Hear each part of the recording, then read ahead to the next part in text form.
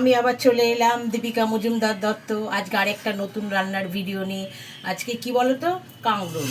এই কাঁকরোলগুলোকে কী করেছি বলো তো, অল্প জল দিয়ে ঝিরিঝিরি করে কেটে সেদ্ধ করেছি, অল্প জল দিয়ে, যেন জল ফেলতে না হয়। দেখো না, যার জন্য একটু লেগে লেগে আছে। এটাতে কিন্তু আরও পোড়া পোড়া, তো এতে আরও ভালো লাগে খেতে। যাই হোক, এটা করেছি। এটার জন্য কি লাগবে দেখো, এই যে সর্ষের তেল আর রসুন, কাঁচা লঙ্কা, আর নাবানো হয়নি কটা শুকনো লঙ্কা, গোটা শুকনো লঙ্কা লাগবে, আর পেঁয়াজ কুচি, কুচনো পেঁয়াজ, নুন, আর তোমার এটা চিনি, আর তোমার নুন, আর কিচ্ছু লাগবে না। এই আর চিংড়ি মাছ। আরে ঘরে কয়েকটা চিংড়ি রয়েছে, কি করব, কাঁকরোলও মোটে 3টে পড়ে আছে, কি করব ভেবে পাচ্ছেন। তখন মনে হলো তাহলে এটাই করি। এটা আমার একজনের থেকে শেখা, আমি পরে বলছি তার রেসিপি। তাহলে আমি শুরু করি। এই যে গ্যাস ধরিয়ে দিয়েছি, দেখো তোমরা দেখেছো, কড়া বসে গেছে, গ্যাসটা ধরিয়ে দিয়েছি আমি। এবার এটা কিন্তু সর্ষে তেলে হবে। আমার না কতগুলো ভিডিওতে সাদা তেলের জায়গায় সর্ষে তেল বলে ফেলেছি, সরি, তোমরা সেটা একটুখানি ঠিক করে নিও, আমি এর জন্য ক্ষমা প্রার্থী।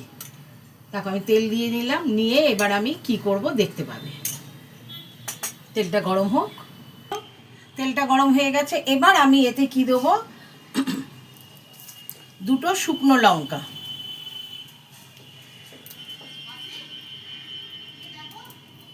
এই যে দেখো 2টো শুকনো লঙ্কা আমি দিয়ে দিলাম।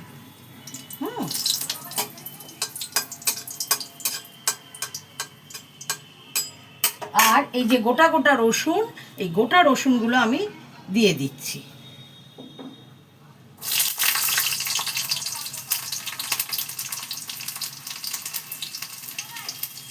এই যে গোটা রসুন, বেশ খানিকটা গোটা রসুন এতে দিয়ে দিলাম।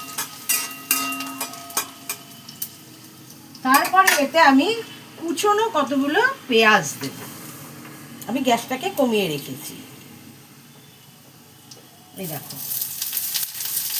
কতগুলো কুচনো, এই যে খানিকটা কুচনো পেঁয়াজ আমি দিয়ে দিলাম।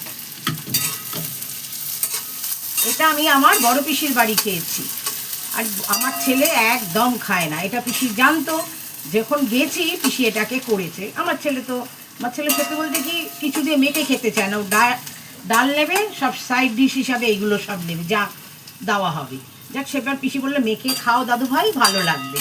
সে আমার ছেলের এত ভালো লাগলো, আবার বললো পিসি দিদু আরেকটা দাও তো, আর একটু দাও তো, দিয়েছে। তখন আমি বললাম কি এমন জিনিস যে 2বার করে নিল, আবার এবার মেখে খাচ্ছে। তখন বললো দেখ, এই কাঁকরোল করেছি, কাঁকরোলগুলোকে এইভাবে করে করবি, খেতে খুব ভালো লাগবে। তখন আমি দেখলাম সত্যি তো খুব ভালো লাগছে খেতে। তারপর থেকে আমি এরকম করেই করি, ওখান থেকেই শিখে আসা আমার এই জিনিসটা। তারপর থেকে আমি এইভাবেই করি, যার জন্য এখন এটা সত্যি খেতে ভালো লাগে। আগে খেতই না। তখন আমার ছেলে বলেছিল আমার পিসিকে, পিসি দিদুন মাম্মামকে শিখিয়ে দিও তো রেসিপিটা দিয়ে, তাহলে করে খাবো। তখন আমি শিখে এসেছি, এসে আমি করে খেয়েছি অনেকবার। তোমাদের সাথে তো এখন আমার নতুন ভাব হয়েছে, তাই আমি খাচ্ছি যখন, তোমাদেরও একটু রান্নাটা শেয়ার করলাম। অনেকেই হয়তো খেয়েছে ওরকম করে, তাদের কথা আলাদা। যারা খাওনি, নতুন, আমার মতো যেমনি নতুন আমি তখন খেয়েছিলাম, সেই হিসেবেই বলা। এইবার দেখো কাঁচা লঙ্কা দিয়ে দিচ্ছি।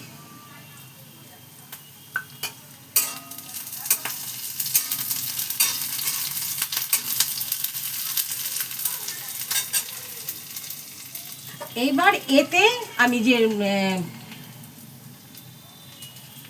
চিংড়িগুলো হলুদ দিয়ে নুন দিয়ে মেখে রেখেছি, এবার পরে দেবো। এটা একটু ভেজে নিয়ে দাঁড়াও, নিয়ে তারপরে আমি এতে দেবো না, তাহলে যদি কাঁচা গন্ধ ছাড়ে।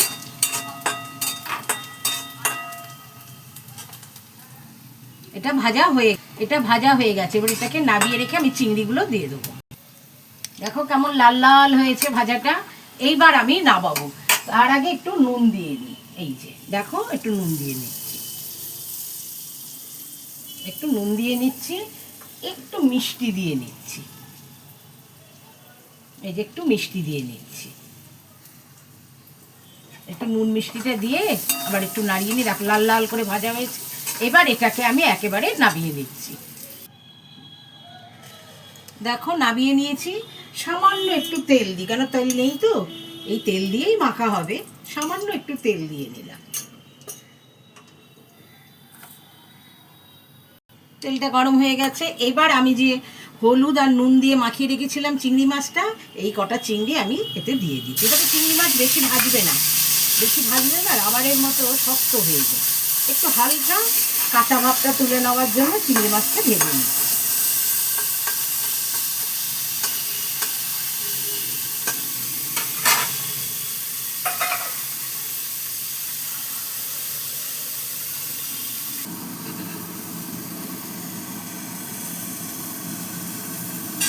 দেখো চিংড়ি মাছটা ভাজা হয়ে গেছে।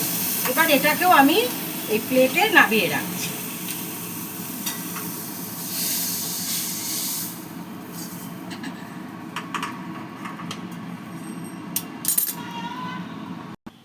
এই দেখো নামিয়ে নিয়েছি। এই যে আমার কাঁকরোল সেদ্ধটা রয়েছে, আর পেঁয়াজ ভাজা, রসুন, পেঁয়াজ, শুকনো লঙ্কা, কাঁচা লঙ্কা, নুন দিয়ে ভাজা রয়েছে। আর এই যে চিংড়ি মাছগুলো যে ভেজে নামিয়েছিলাম, একটু আমি ছুরি দিয়ে ছোট ছোট করে কেটে নিলাম। কেন বলো তো, তাহলে না মাখলে প্রত্যেক যখন আমি মুখে দেবো তখন আমি সবটাতে আমি যখনই খাবো তখন এক একটাতে আমার তাহলে চিংড়িগুলো পড়বে। সেরকম তো বেশি ছিল না, তার জন্য। এইবার আমি এটাকে চটকে মেখে নিচ্ছি।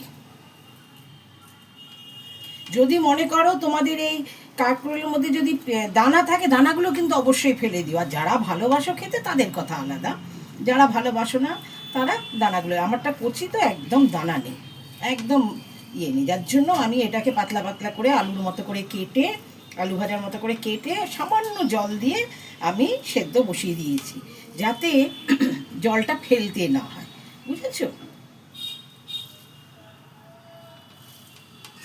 এই যে দেখো আমি চটকে নিচ্ছি।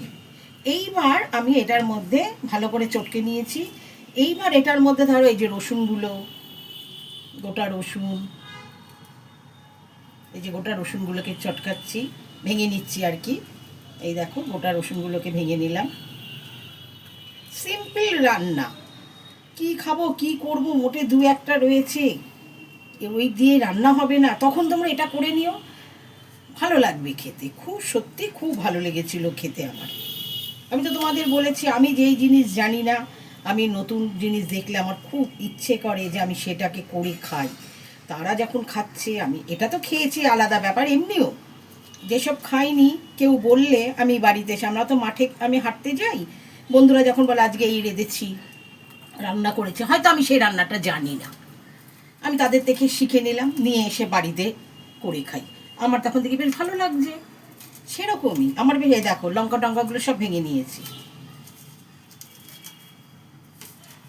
নিয়ে এবার এটাকে দিয়ে ভালো করে চটকে মেখে, এই দেখো দেখতে পাচ্ছ মাখাটা আমি পুরো সব দিয়ে ভালো করে যেরকম করে আমরা আলু সেদ্ধ মাখি সেরকম করে মেখে নিয়েছি। এইটা করে খেয়ে দেখো, সত্যি খুব ভালো লাগবে। বেশি ভাত খাবে কিনা বলতে পারছি না, যে 4টি ভাত বেশি খেয়ে নেবো তা বলতে পারছি না, তবে আঙ্গুল চেটে কিন্তু ঠিক খাবে, এত ভালো লাগবে। ঠিক আছে, তাহলে রাখি, তোমরা করে খেও, আমাকে বলো কেমন লেগেছে। আমিও শোনার আশায় বসে রয়েছি, তোমরাও আমাকে বলো। হ্যাঁ, তাহলে রাখি, বাই, টেক কেয়ার।